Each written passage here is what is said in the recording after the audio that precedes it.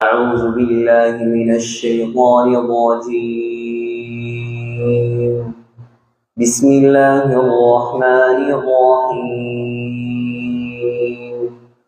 إن الذين يتلون كتاب الله وأقاموا الصلاة وأنفقوا مما رزقناهم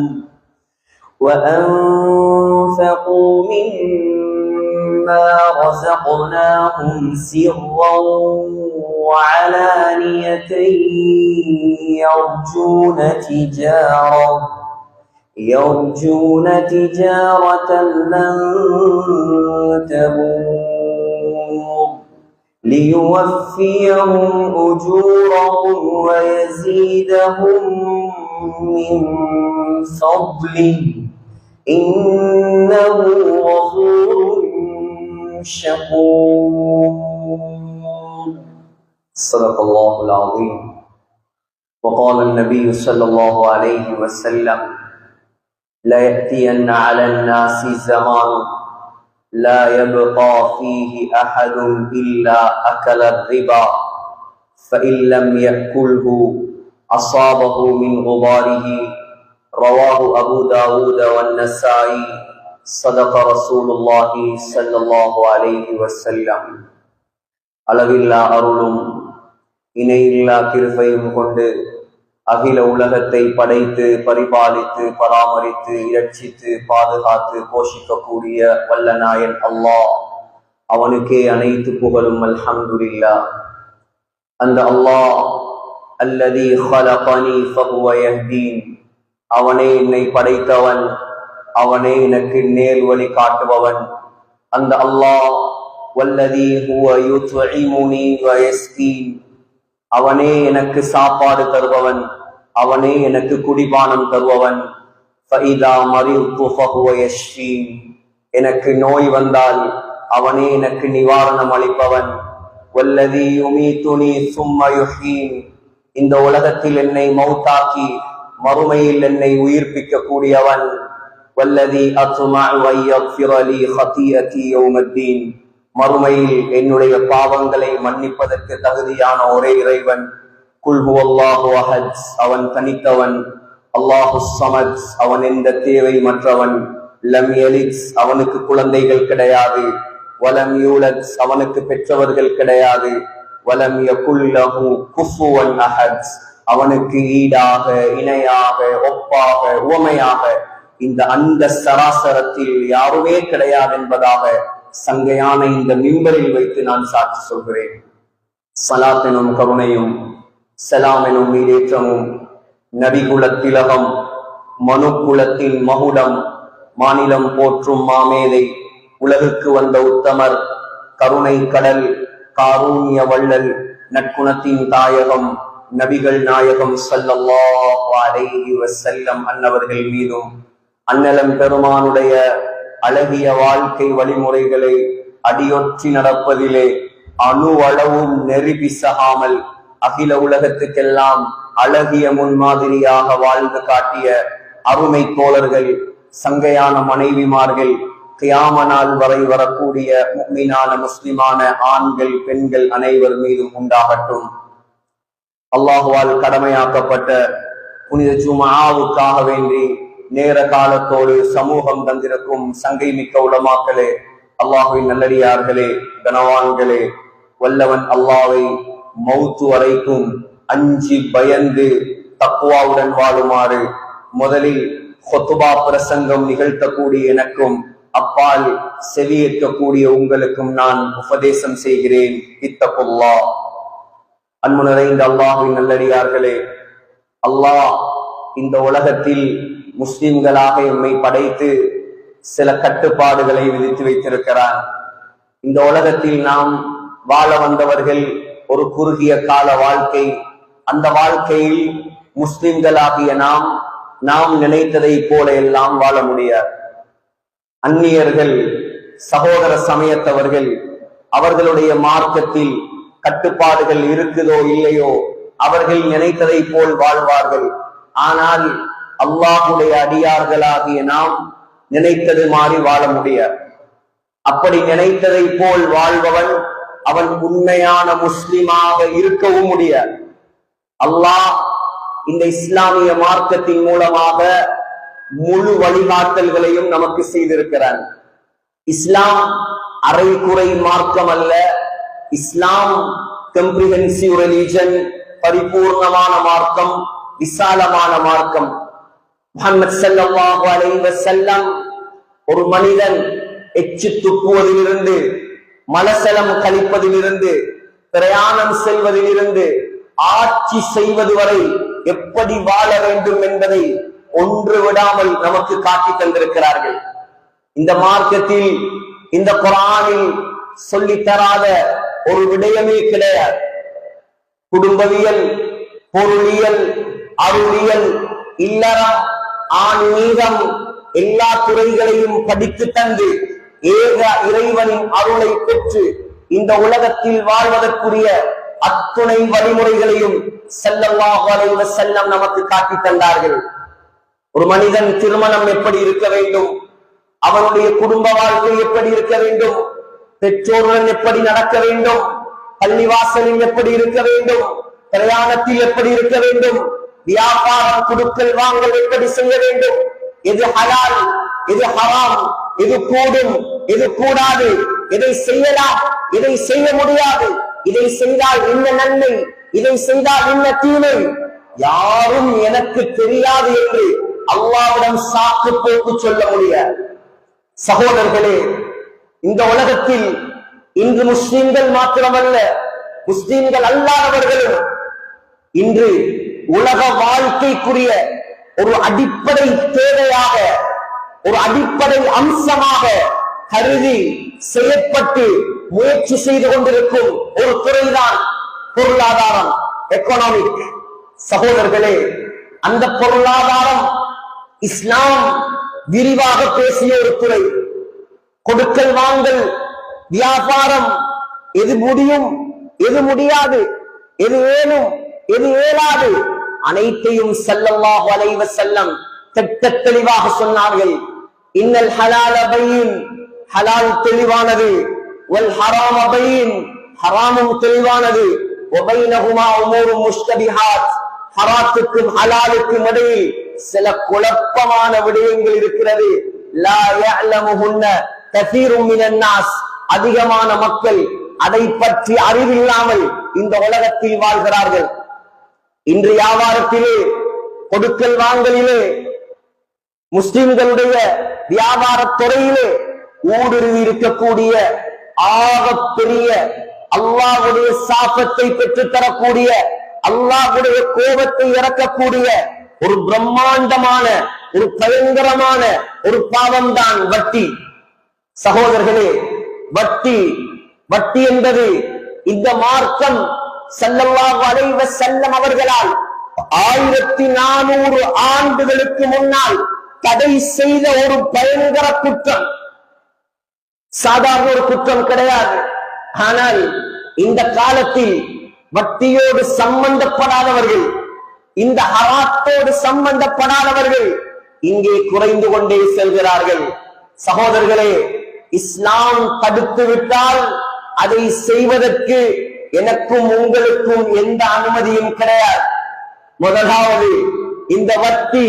இந்த வட்டி என்றால் என்ன? முதலாம் வட்டி என்றால் உங்களுக்கு விளங்குவதை போல் சொல்வதாக இருந்தால், ஒருவரிடம் நீங்கள் 1000 ரூபாய் கடனுக்காக கொடுக்கிறீர்கள். கொடுத்து திருப்பி தரும் பொழுது 1200 ரூபாய் தர வேண்டும் என்பதாக நிபந்தனை இடுகிறீர்கள். இதுதான் சுருக்கமான வட்டி. ஆனால் இந்த வட்டி, இந்த வருமானம், இந்த கடனின் மூலமாக கிடைக்கக்கூடிய வருவாய் அல்லாஹ் தடை செய்த ஒன்று. ஸல்லல்லாஹு அலைஹி வஸல்லம் தெளிவாக சொன்னார்கள், குல்லு கர்பின் ஜர்ர நஃஅன் ஃபஹுவ ரிபன். எந்த கடனெல்லாம் லாபத்தை ஈட்டித் தருகிறதோ, எந்த கடனெல்லாம் பிரயோசனத்தை கொண்டு வந்து சேர்க்கிறதோ, அது அனைத்தும் ஹராம். உதாரணமாக, பணத்தால் மாத்திரமல்ல, ஒரு கடனாளியால் எந்த லாபத்தையும் நீங்கள் அடையக்கூடாது. ஒருவருக்கு நீங்கள் 1,00,000 கடன் கொடுத்தீர்கள். கடன் கொடுத்ததற்காக அவர் சொல்கிறார், நான் இப்பொழுது ஒரு பிரயாணம் செல்ல போகிறேன், புத்தளத்திலிருந்து கொழும்புக்கு செல்ல போகிறேன், வழியில் உங்களையும் இறக்கி விட்டு செல்கிறேன், என்னுடைய வாகனத்தில் நீங்கள் வரலாம்.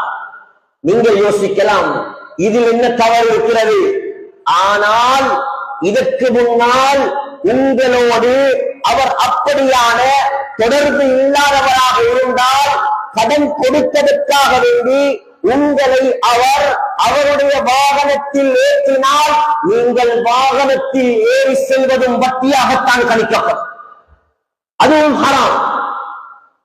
ஒரு பிரயோசனம் அடைய முடியாது. கடன் கொடுத்த நாளிலிருந்து வீட்டில் காய்க்கக்கூடிய மாங்காவும் தேங்காவும் உங்களுடைய வீட்டுக்கு வருகிறது. இதற்கு முன்னால் அந்த பழக்கம் கிடையாது. அந்த மாங்காவும் வட்டி, அந்த தேங்காவும் வட்டி. இஸ்லாம் இதை முழுதாக வன்முறையாக கண்டிக்கிறது, முழுமையாக தடை செய்கிறது. நீங்கள் கேட்கலாம், இரண்டாவது விடயம், முதலாவது வட்டி என்றால் என்னவென்று நான் சொன்னேன். இரண்டாவது விடயம், அல்லாஹ் ஏன் இதை தடுத்திருக்கிறான்? அல்லாஹ் எதற்காக வட்டியை தடை செய்திருக்கிறான்? நீங்கள் கேட்கலாம். சகோதரர்களே, இமாம் ஃபக்ருத்தீன் ராஸி அத்-தஃசீருல் கபீர் உலமாக்களால் தலைக்கு மேல் தூக்கி வைத்து கொண்டாடப்படும் ஒரு தஃசீர் தான் மஃபாத்திஹுல் கைப் அத்-தஃசீருல் கபீர். அதிலே 4 காரணங்களை எடுத்திருக்கிறார்கள். வட்டி ஹராமாக்கப்பட்டதற்குரிய காரணம். முதலாவது நன்றாக விளங்குங்கள், வட்டியில் மனிதாபிமானம் இல்லை. மனிதாபிமானம் வட்டியில் கிடையாது.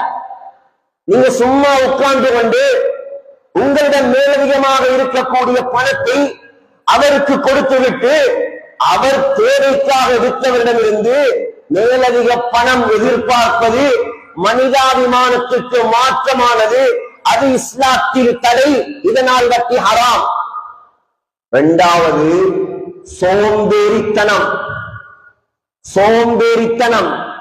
இந்த மார்க்கம் கஷ்டப்பட்டு சிரமப்பட்டு ஹலாலாக உழைப்பதை வலியுறுத்தக்கூடிய ஒரு மார்க்கம்.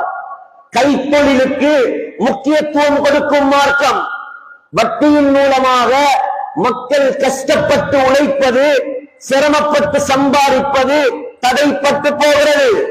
உதாரணமாக கூலி தொழில் செய்கிற ஒருத்தர் இருக்கிறார். அவரிடம் 10,000 ரூபாய் இருக்குது. அவரை கூப்பிட்டு சொல்றாங்க, 10,000 ரூபாவத்தா அடுத்த மாசம் 15,000 ரூபாய். அவன் தொழிலுக்கு போவான். இப்படி சல்லு இருக்கக்கூடிய எல்லாரும், பணம் இருக்கக்கூடிய எல்லாரும், காசு இருக்கக்கூடிய எல்லாரும் என்ன செய்வார்கள்? அவர்களுக்கு ஏற்ற மாதிரி வட்டிக்கு கொடுத்து விட்டு அவர்களுடைய வீட்டிலே சர்வசாதாரணமாக தாம்பீகமாக சொகுசாக உட்கார்ந்திருப்பார்கள். இதுவும் மார்க்கத்தில் தடை. மூணாவது சகோதரர்களே, ஏழைகளின் சொத்தை சுரண்டுவது இந்த வட்டியில் இருக்கிறது. சத்தத்தை கொஞ்சம் கூட்டுங்க. ஏழைகளின் சொத்தை சுரண்டுவது வட்டியில் இருக்கிறது. என்ன சொத்து? இவர் சும்மா இருக்கிறார். இவரிடத்திலே அல்லாஹ் பணத்தையும் வசதியையும் வாய்ப்பையும் அல்லாஹ் கொடுத்திருக்கிறான். இந்த நேரத்தில் ஒருவன் வருகிறான். அவனுடைய மனைவி ஆஸ்பத்திரியில், அவனுடைய மகளுக்கு சோமில்லை, அவன் கடனாளி, அவன் நோயாளி, அவன் ஏழை, அவன் வறியவன். இதனால் அவன் கடனெடுக்க வருகிறான். இவர் சும்மா இருந்து கொண்டு அவனுக்கு கடனை கொடுத்துவிட்டு இவரிடம் இருக்கக்கூடிய மேலதிகமான பணத்தை கடனாக கொடுத்துவிட்டு அவர் கொடுக்காவிட்டாலும் அந்த பணம் அவரிடம் சும்மாதான் இருக்கும்.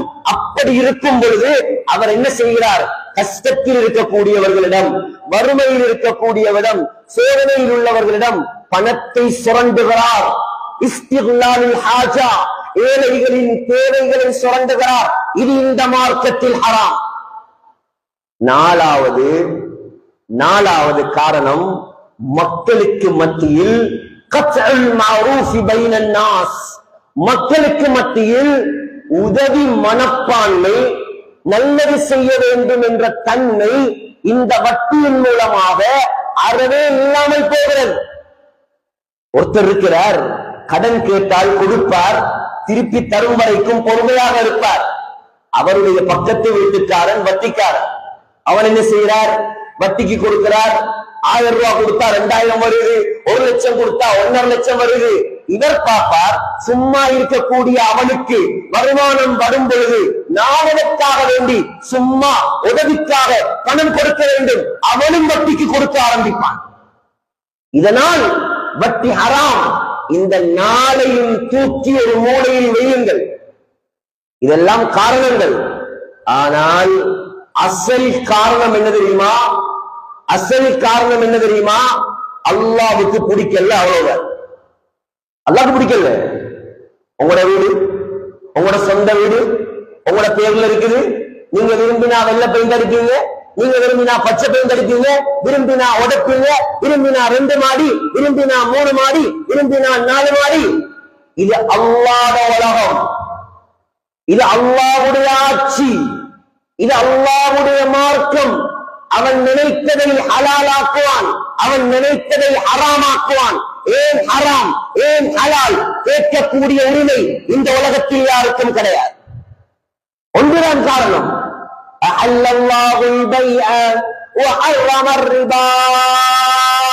அல்லாஹ் சொல்லிவிட்டான் வட்டி ஹராம், வியாபாரம் ஹலால். அல்லாஹ் ஹராமாக்கி விட்டான், எழுதி விடாதீர்கள். சகோதரர்களே, இந்த காலம் என்ன தெரியுமா? இந்த காலம் வகை வகையான வட்டிகள், எத்தனையோ ஹலால் என்ற பெயரில் வட்டிகள், எத்தனையோ ஏமாற்று மோசடிகள், மக்களுக்கு ஏமாற்றுவதற்காக வேண்டி புது புது பெயரில் வட்டிகளை அறிமுகப்படுத்தி மக்களை ஹராத்தில் ஆழ்த்திக் கொண்டிருக்கிறார்கள். கவனமாக இருங்கள், ரொம்ப கவனமாக இருங்கள். அதிகமாக என்னிடம் வரக்கூடிய ஒரு சட்டத்தை உங்களுக்கு நான் தெளிவுபடுத்துகிறேன். இன்றைக்கு அதிகமான என்னுடைய நண்பர்கள் கேட்கக்கூடிய கேள்வி என்ன தெரியுமா? பழமையாக வரலாறு கேட்பீர்கள்.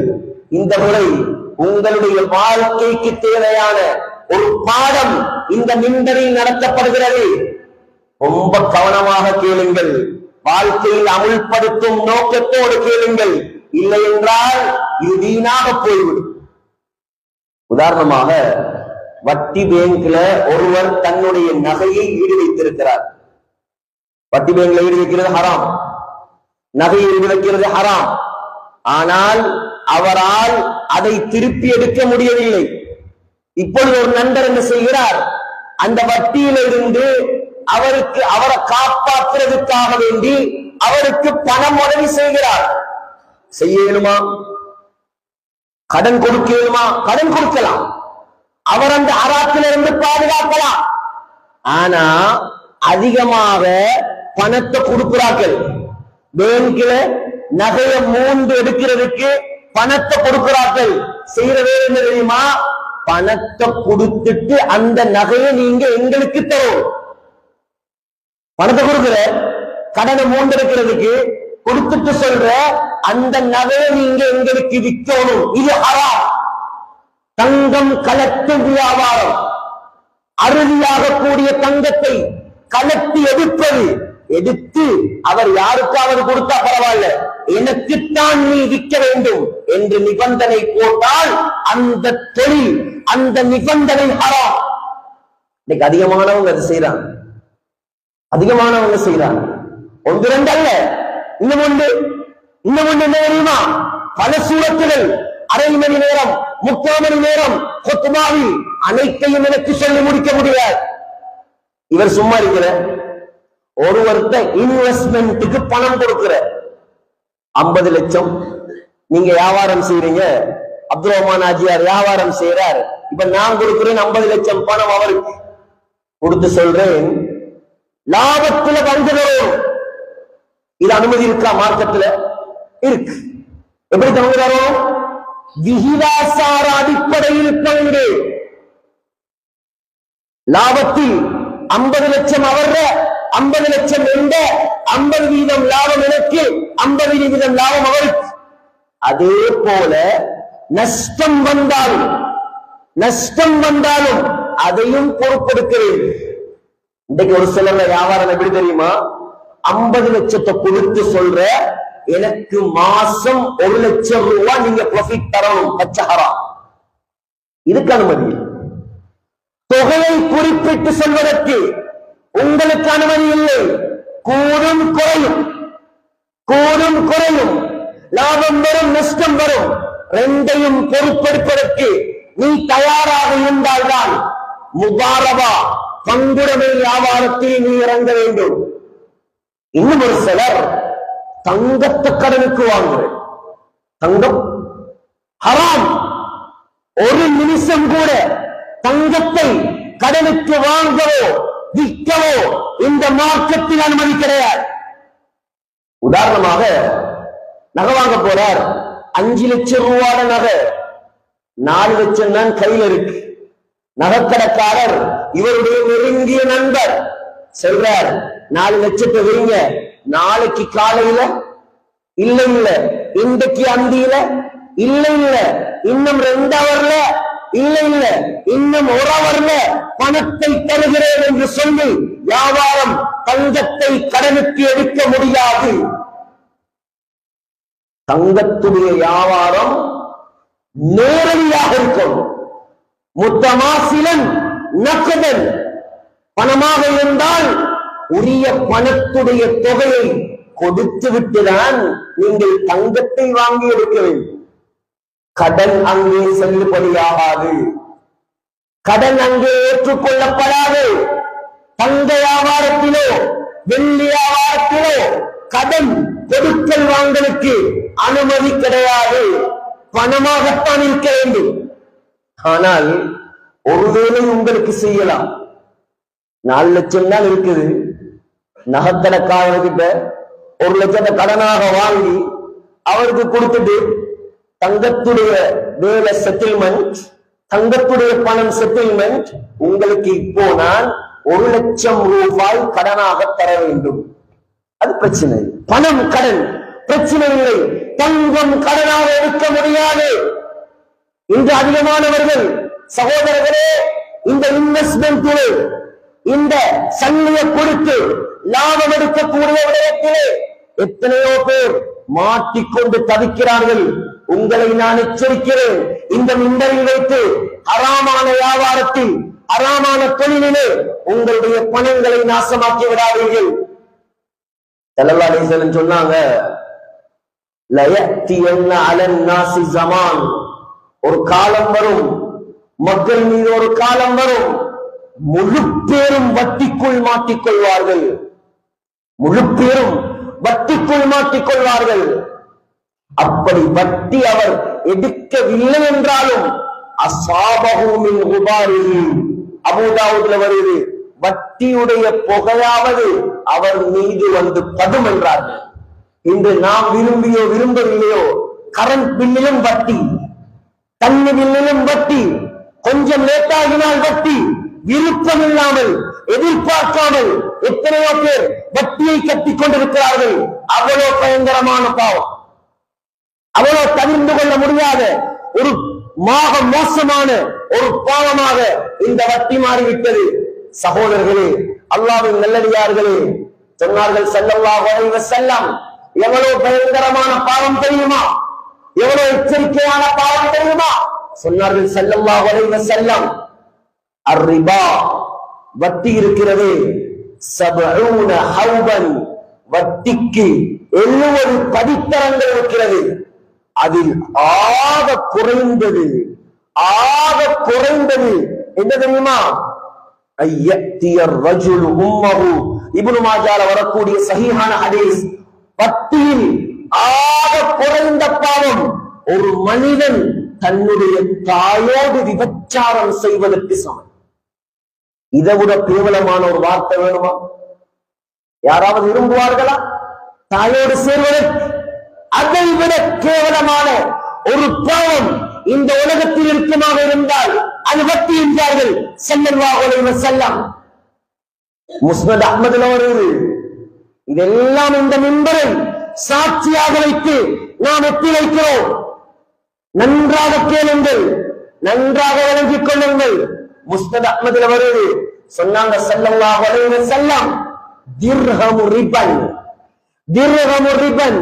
எங்கட பாசையில சொல்றேன்டா, ஒரு ரூபா காசு வட்டி, யக்குலுஹு ரஜுலு வஹுவ யஅலம், தெரிந்து கொண்டு அறிந்து கொண்டு ஒரு ரூபாய் வட்டி சாப்பிடுவது இருக்கிறது. சொன்னார்கள், அஷத்து மின் சித்தத்தி வ தலாசீன ஸன்யத்தன், 36 தரம் விபச்சாரம் செய்வதை விட ஒரு ரூபா வட்டி எடுக்கிறது பயங்கரம் என்றா. 36 தரம் விபச்சாரம். திருமணம் முடித்த ஒருவர் விபச்சாரம் செய்தால், இஸ்லாமிய நாடாக இருந்தால் அவரை கல்லால் அடித்து கொலை செய்ய வேண்டும். ஒரு ரூபா வட்டி எடுக்கிறது 36 தரம் கல்லால் அடித்து கொல்லப்படுவதை விட பயங்கரமான பாவம். அவ்வளவு பயங்கரம். யாருக்காவது தைரியம் இருக்கிறா சகோதரர்களே? யாருக்காவது தைரியமா? அல்லாஹ் சொல்கிறான், இத்தகுல்லாஹ், ஏனும் நீங்களே அல்லாஹ்வை பயந்து கொள்ளுங்கள். வதரு மா பக்கிய மினர் ரிபா, வட்டியை விட்டு விடுங்கள். ஃபைலம் தஃஅலு, வட்டியை விடுறதுக்கு நீங்க ரெடி இல்லையா? உங்களுக்கு வட்டியில தான் கார் ஓடணுமா? வட்டியில தான் வீடு வாங்கணுமா? வட்டியில தான் வாழணுமா? உங்களுக்கு இன்பமாக இருக்கிறா? இன்பம் விளங்கும், கொஞ்சம் சொனங்கும். வட்டிக்காரர்கள் ஆரம்பத்துல அது இன்பம் தான், நடு தெருவுல கொண்டு வந்து அல்லாஹ் நிப்பாட்டுவான், அப்ப விளங்கும் அதனுடைய பாரதூரம். அல்லாஹ் சொல்றேன், உங்களுக்கு வட்டியை உதவிடாதா? வட்டியை உதவிடாதா? 2 பாவம். ஒரு பாவம் குர்ஆனில் சொல்லப்பட்டிருக்கிறது, அடுத்த பாவம் ஹதீஸில் சொல்லப்பட்டிருக்கிறது. இந்த 2 பாவத்தையும் செய்தால் அல்லாஹ் சொல்கிறான், என்னோடு யுத்தம் செய்வதற்கு நீங்கள் தயாராகுங்கள். ஒரு பாவம் வட்டி, அடுத்த பாவம் அல்லாஹ்வுடைய நல்லடியார்களோடு விரோதம் பாராட்டுவது.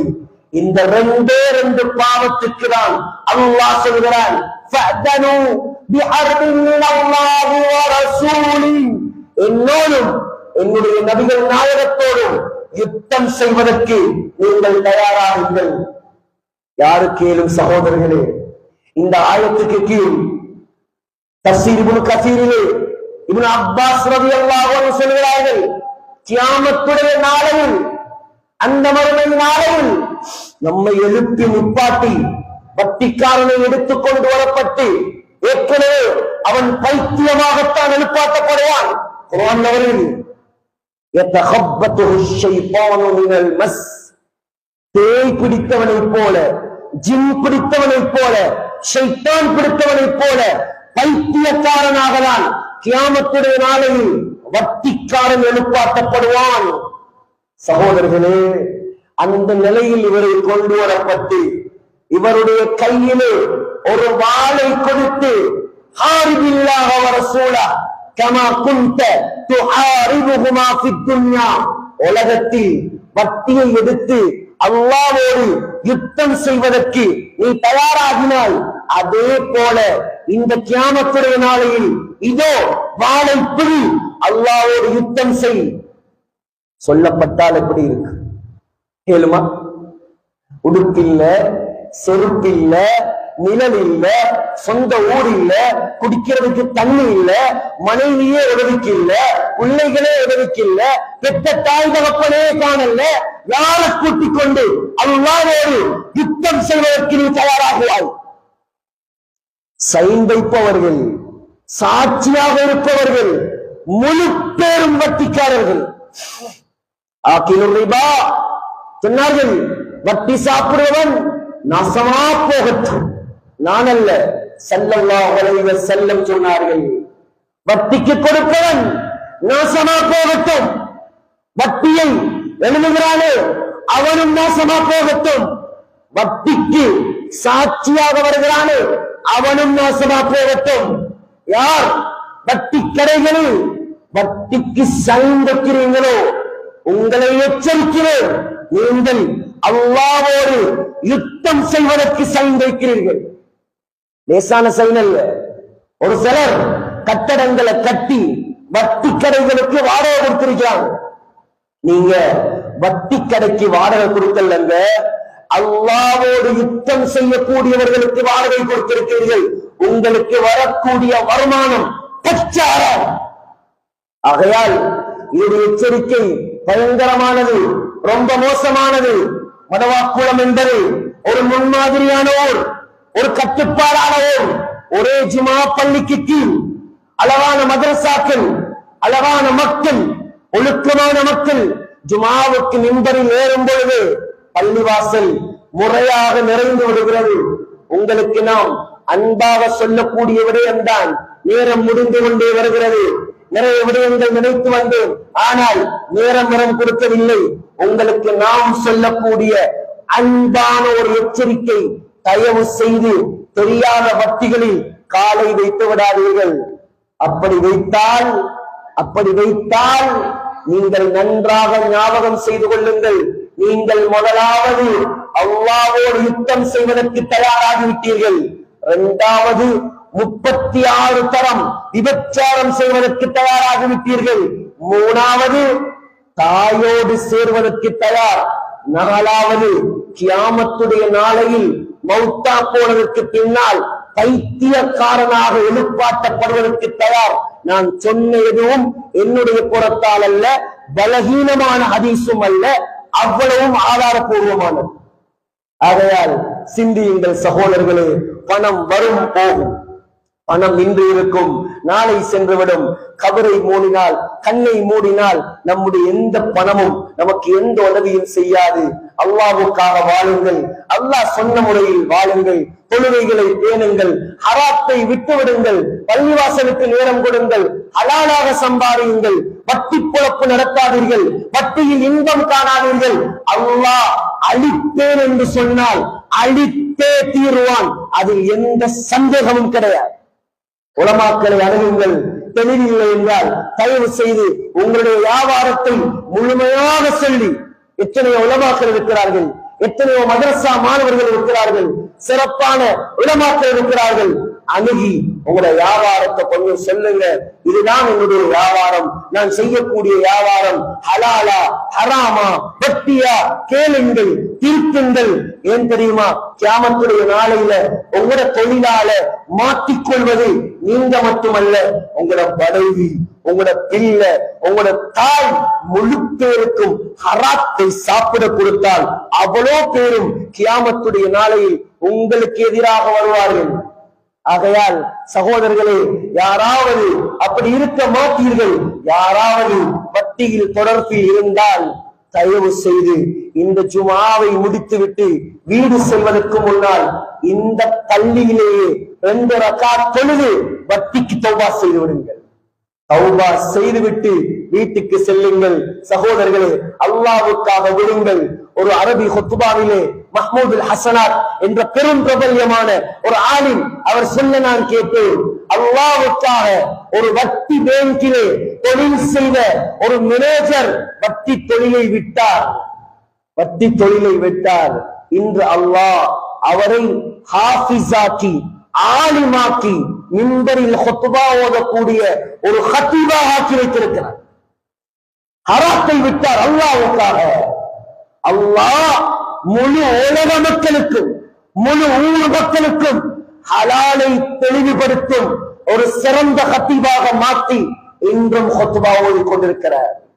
ஆகையால் அல்லாஹ்வுக்காக நீங்கள் எதை இழப்பீர்களோ அல்லாஹ் அதை விட சிறந்ததை உங்களுக்கு தருவார். எனவே எல்லாம் வல்ல அல்லாஹ் நம் அனைவரையும் மன்னிப்பானாக.